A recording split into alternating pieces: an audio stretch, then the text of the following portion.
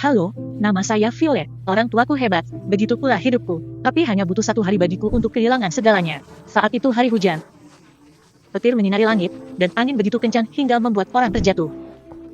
Saya menelepon orang tua saya setelah latihan bola basket dan meminta mereka untuk mengantar saya pulang. Kami akan segera sampai di sana, sayang. Namun, orang tuaku tidak pernah datang menjemputku. Mereka mengalami kecelakaan mobil dan meninggal. Saya masih sangat kecil, dan tidak ada seorang pun yang memberitahu saya banyak detailnya. Tragedi ini hanyalah awal dari kemalangan saya. Selama beberapa minggu pertama, saya tinggal di MR. Olaf, dia adalah teman baik orang tua saya dan setuju untuk menerima saya untuk sementara waktu.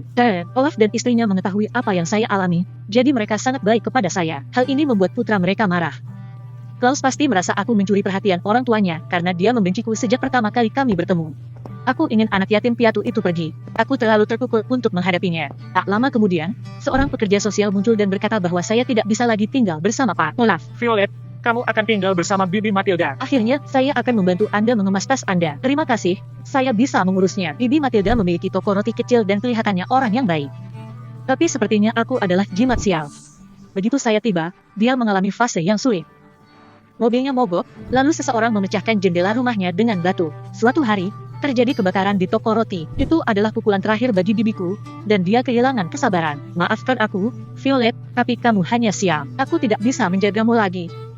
Dia menolak untuk mengambil hak asuh saya, dan pekerja sosial, namanya Poi, membawa saya ke paman buyut saya. Sejujurnya, keluarganya tidak baik.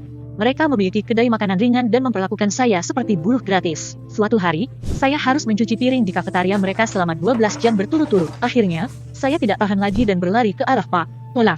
Keluarga pamanku sangat buruk. Tolong adopsi saya. Violet, aku ingin sekali. Tapi mereka tidak akan membiarkan saya melakukan itu selama Anda memiliki kerabat yang bisa menerima Anda. Tidak ada lagi yang bisa kulakukan selain pergi. Klaus berjalan bersamaku keluar dan menerkamku. Jangan berani-berani datang ke sini lagi. Kamu adalah jimat nasib buruk. Bahkan orang tuamu meninggal karena kamu. Diam, aku tidak ingin si bodoh itu melihatku menangis. Lalu aku berlari kembali ke paman buyutku. Tak lama kemudian, keberuntungan juga memunggungi dirinya. Dia menyalahkanku atas semuanya, dan dia melepaskan hak asuhku sama seperti bibiku. Hal ini membuat saya percaya bahwa saya menarik masalah seperti magnet. Klaus benar. Aku adalah jimat nasib buruk. Dia pergi dan mencoba beberapa kali lagi dengan kerabat saya yang lain. Tapi cepat atau lambat semua orang mengusirku. Saya berusia 14 tahun dan berakhir di panti asuhan. Teman sekamarku adalah seorang gadis bernama Melanie. Dia sangat manis, dan senyum ramahnya menyinari dunia di sekitarnya. Mari berteman. Kamu harus menjauh dariku demi kebaikanmu sendiri. Aku hanya membawa nasib buruk. Ini tidak masuk akal. Saya memiliki intuisi yang baik, dan firasatku mengatakan bahwa kamu adalah orang baik. Dia duduk di sebelahku dan memberitahuku sebuah rahasia. Kita tidak bisa memelihara hewan di sini. Tapi saya menemukan seekor anjing kecil dan menyembunyikannya di halaman belakang. Apakah kamu ingin melihat itu? Aku mengangguk ragu-ragu dan kami pergi. Aku menjurukinya loh. Dia sangat imut. Anak anjing itu melompat dari pangkuanku dan mulai menjilati wajahku. Tapi kemudian Luke melihat seekor kucing dan berlari mengejarnya.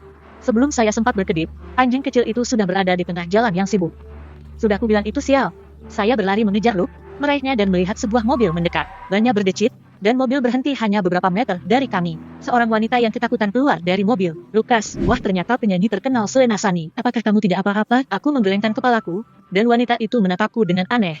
Kemudian, dia tersenyum manis dan menawarkan untuk mengantarku pulang. Terima kasih Bu.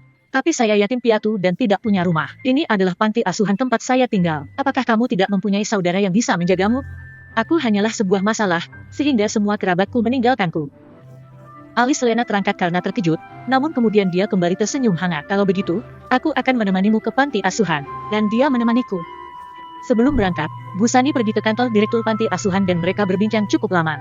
Keesokan paginya, saya mendapat kejutan. Direktur panti asuhan memanggilku ke kantornya, dan aku melihat Selena Sani di sana. Selamat, Violet. Anda memiliki rumah baru. Saya memenangkan lotre, sangat lucu. Tidak, Nyonya Sani ingin mengadopsimu. Apa? Aku memandang penyanyi itu dengan tidak percaya. Nyonya, apakah Anda yakin aku adalah jimat nasib buruk? Apakah kamu tidak ingin memilih anak lagi? Tidak, Violet. Saya ingin membuatmu bahagia. Seorang penyanyi terkenal benar-benar ingin mengadopsiku?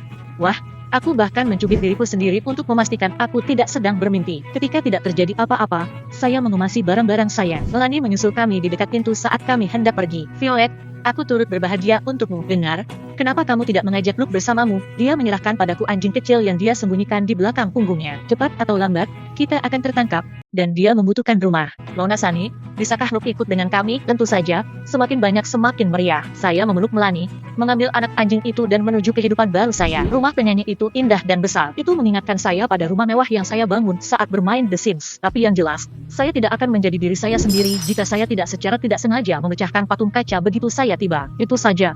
Aku yakin Bu Sani akan meledak ke arahku.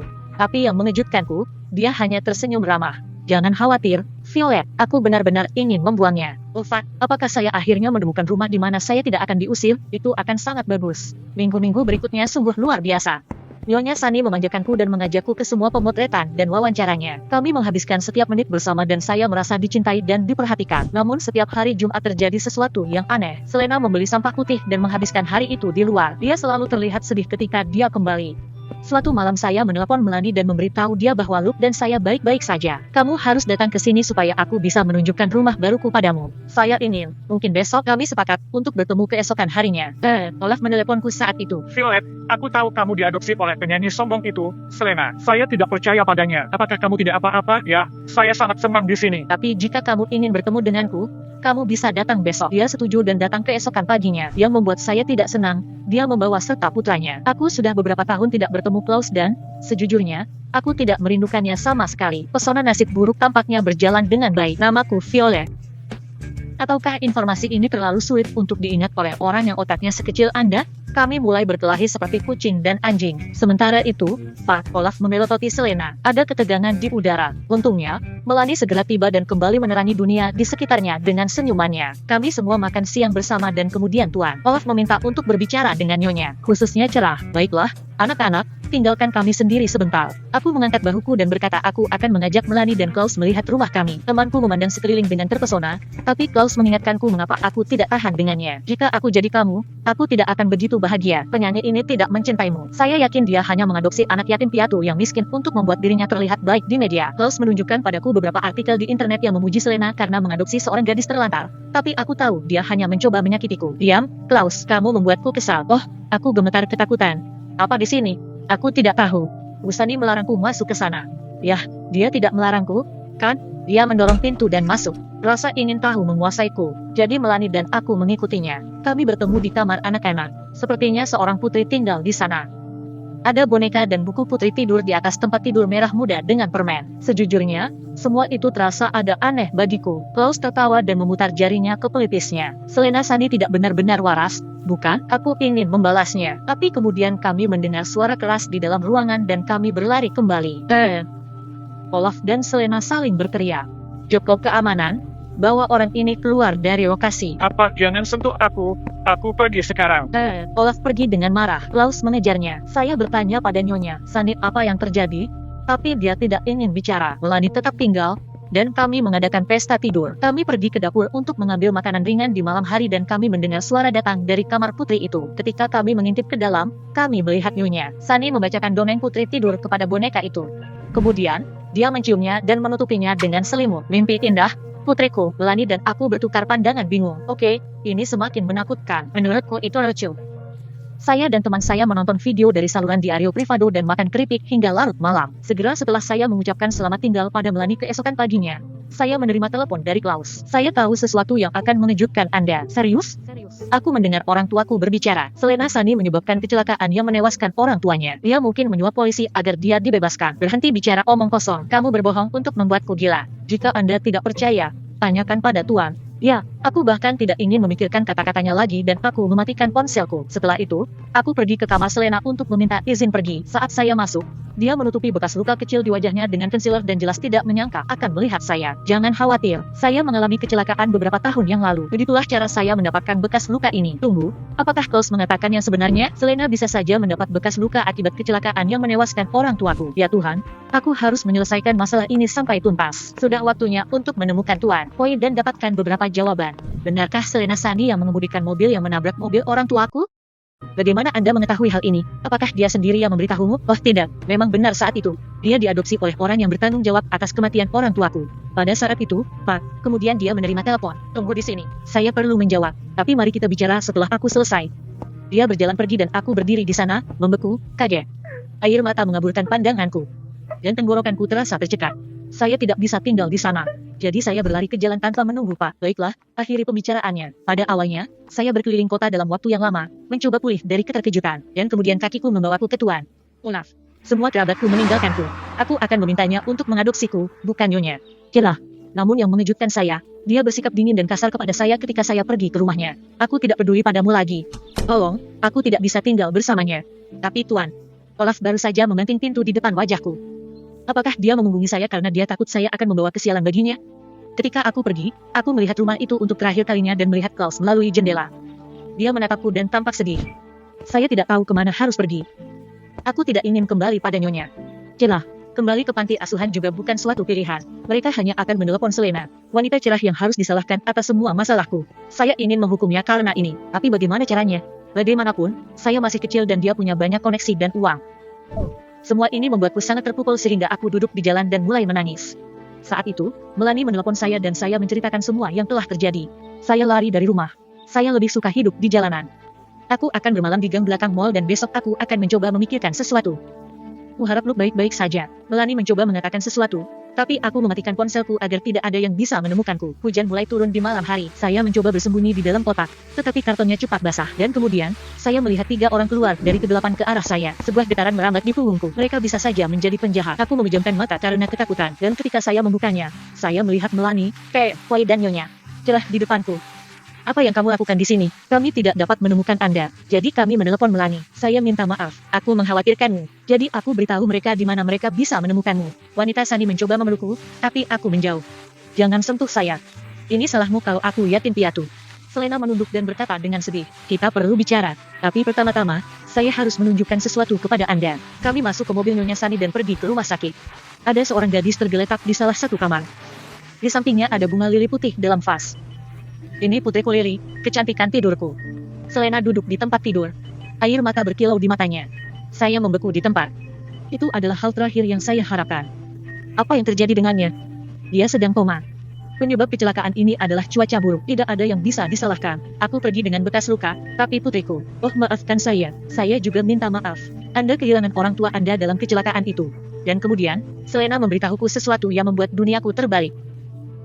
Setelah kecelakaan itu, Bu Sani diam-diam membuka rekening bank yang hanya bisa saya gunakan setelah saya berusia 16 tahun dan menyetor sejumlah besar uang ke dalamnya.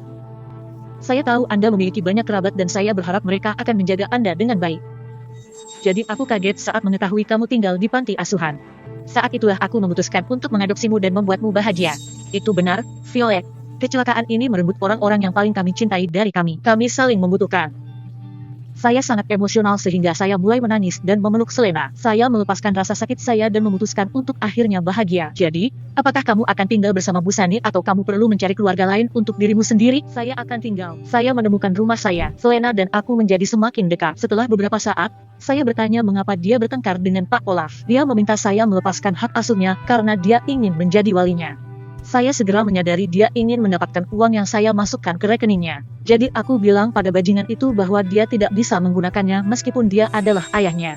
Sekarang aku tahu kenapa Pak Olaf bersikap kasar dan berkata dia tidak memedulikanku lagi. Suatu hari, Melanie dan saya sedang mengerjakan pekerjaan rumah bersama ketika Klaus datang dan bertanya apakah kami boleh berbicara. Semua hal buruk yang terjadi pada kerabatmu adalah bagian dari rencana ayahku. Dialah alasanmu berakhir di panti asuhan. Apa? Dia ingin kerabatnya menyerahkan hak asuh atas dirinya sehingga dia bisa mengadopsinya dan menyimpan uangnya. Dia sangat marah karena Nyonya Sani mengadopsimu sebelum dia ketika kamu akhirnya dikirim ke panti asuhan. Segalanya masuk akal sekarang. Saya bukan magnet masalah. Laki-laki jahat dan serakahlah yang menyebabkan semua ini hanya mengacaukan hidupku. Aku minta maaf karena menyebutmu jimat sial, Violet. Aku tidak tahu itu semua salah ayahku. Saya tidak ingin menjadi seperti dia. Saya bilang itu tidak masuk akal. Anda tidak membawa nasib buruk. Kami bertiga menjadi sahabat. Saya tinggal bersama Selena dan kami sering mengunjungi putrinya di rumah sakit. Bu Sani sedang membacakan dongeng favoritnya untuk Lily pada salah satu kunjungan kami ketika saya melihat tangan Lily bergerak. Bu, lihat, itu memberi kami harapan bahwa Lily akan bangun suatu hari nanti. Oh maaf, aku memanggilmu ibu. Senang Anda melakukannya. Sekarang saya memiliki 2 anak perempuan. Tahukah Anda apa yang saya perhatikan? Orang baik bersinar paling terang ketika keadaan sedang gelap. Dan kemalangan terkadang menyatukan orang. Beritahu saya di komentar. Pernahkah Anda bertemu orang yang mengubah hidup Anda?